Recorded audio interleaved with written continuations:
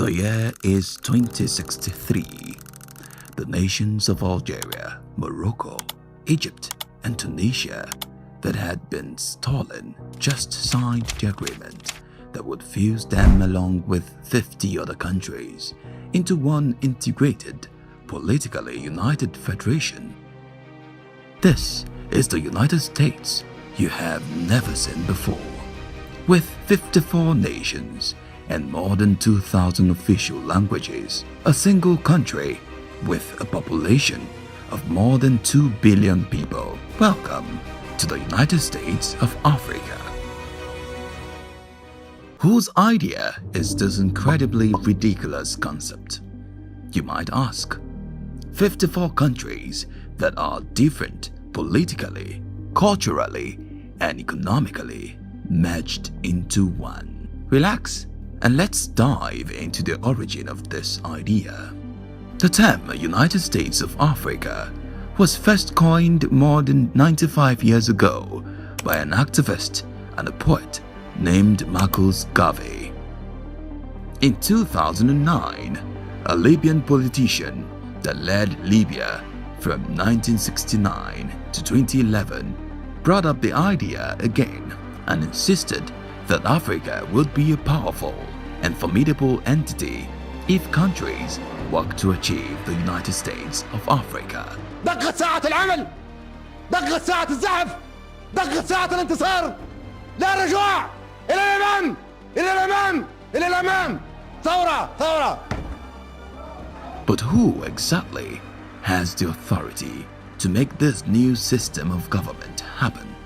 The thing is, in order for the dream to be achieved, all African countries have to be on board, both the big guys and the little boys.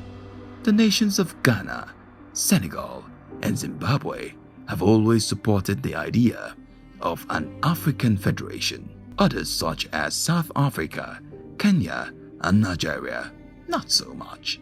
They have been quite skeptical, feeling that the continent is not ready for integration.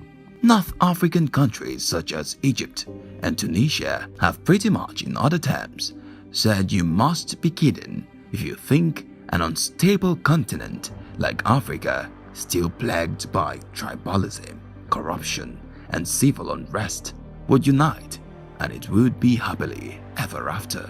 They think it's a reckless idea that would only land them in hot water. But for the sake of curiosity, let's assume all heads of states and presidents get with the program. What are the changes that must then happen after the birth of the United States of Africa?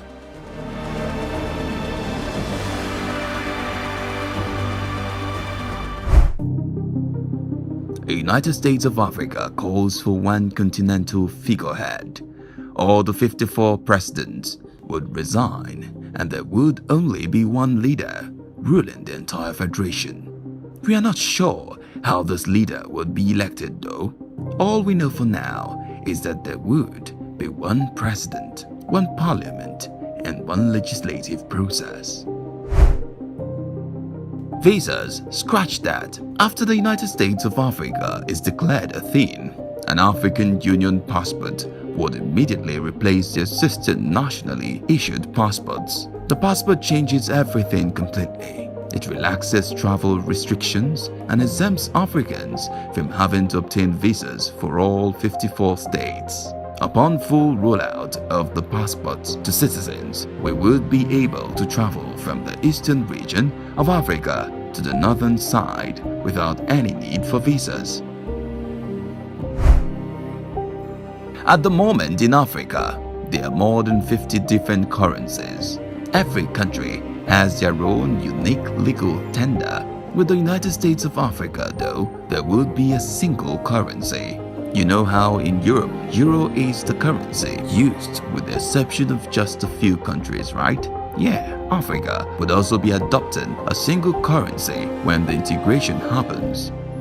Though the institutional challenges are much more greater in Africa than Europe, Africa might pull this off flawlessly. The successful implementation of one currency would ease the cost of business and decrease trading barriers.